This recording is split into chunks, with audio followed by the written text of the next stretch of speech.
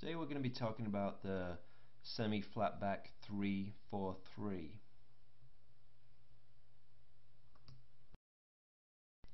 This formation was used a lot in Holland at one point, who originally devised the system, and also in Argentina and more recently in some Spanish teams also. It's commonly recognized that when playing a 3-4-3 you really need good, intelligent, athletic players, and the need for individual high levels of skill are necessary to play this type of system. 3-4-3 system really forces the opponent to consider changing their own system due to the constant pressure that's applied in the final or attacking third of the field. Using the front three players and also the attacking midfielder, we have the ability to constantly put pressure on all corners of the field. This really allows the front three to dictate play and dictate the pressure on the top half of the field. The whole system is based on constant defensive pressure in the attacking third from the front three players. With regards to positioning of the forwards, we play with the centre forward here, number 9, right wing forward who can be slightly pinched in or a little bit wider and higher, and also left forward to complement the other side. The midfield arrangement can be seen generally in two different shapes. In the diagram right now we can see the diamond shape with the attacking and holding midfield and two wide midfielders off flank. And here we see the other arrangement, which is a simple flat 4 all across the middle with two central midfielders who both attack and both defend. We're playing with a flat 3 at the back who generally slide to the side of the field that the ball's on, and then also a goalkeeper who essentially acts as a sweeper keeper, certainly in this system with only the 3 at the back. Again, this entire system is predicated on the principle of constant defensive pressure and a compactness in the team when it's defended, and certainly no more than probably a maximum of 35 yards from the centre back all the way through to the centre forward during the defensive phase. If at any point we fail to have good defensive pressure on the ball, we risk this system almost entirely collapsing with a lot of space and a lot of gap. Since defensive pressure is so important in this system of play, let's start to look at how we break down our defensive phase. Let's say the other team is trying to stage an attack through their right back here, number 2, with the ball. The first principle of defense and the thing we need to do straight away is put immediate pressure on the ball. So the closest defender, or in this case the left flank forward, number 11, applies immediate pressure on. As we're applying pressure on the ball and denying any type of forward passing, the other 3 defensive lines of the team are actually starting to form as this pressure has been applied. Underneath the pressuring player, we have the centre forward, number 9, drops into a cover position here, just be slightly deeper of number 11's position, and then number 10 slides in, the right wing slides in to provide some balance also in defense. We now have a solid pressure, cover, balance line at the top attacking third of the midfield arrangement. Provide a similar pressure, cover, balance, defensive diagonal in the midfield. Defensive diagonal in the midfield tends to be more exaggerated as a result of this right flank player needs to drop into almost essentially the right back position, as we'll see, as a result of the central 3 players having to slide to ball side. The back line all shifts towards ball side.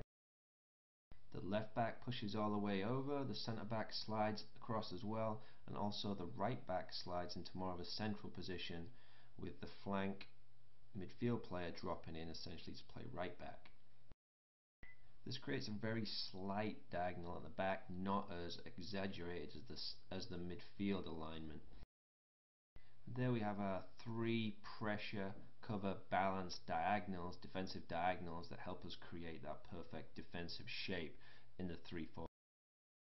we go back to the pressure in the attacking line or the up front line here, we can again see one of the real strengths is the ability to disrupt any type of staging area. No matter where the ball is, we always have somebody constantly pressuring within 15 to 20 yards and denying any type of ability or platform to stage an attack.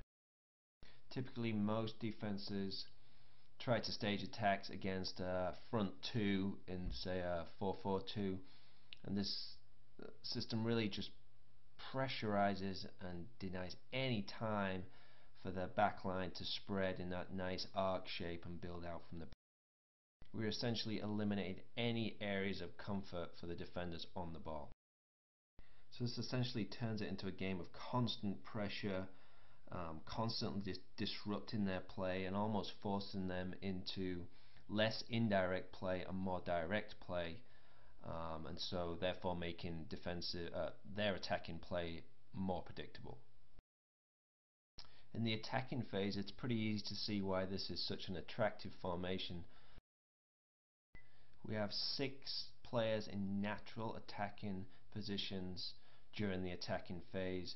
Generally, if we're not playing a diamond shape in the middle, one of the central midfielders steps forwards in the attack, one slides back and holds. The 2 flank players have freedom to run and get high and forward as well. With the 3 front high players, also the width and attack on both sides, we always have the ability to play direct at any point in time and play behind the defense into the space behind a flat back 4, for example. Playing in this shape, we also start to feel the advantages of playing with the 3 front high players and the freedom that they have to move and create space. Some players can chip short into the seam area between the opponent's midfield and defense. Some can slide in and rotate almost with another player's position, and some can be looking for the direct ball behind the defense. And these constant variations in movement are very hard for the defensive line to track.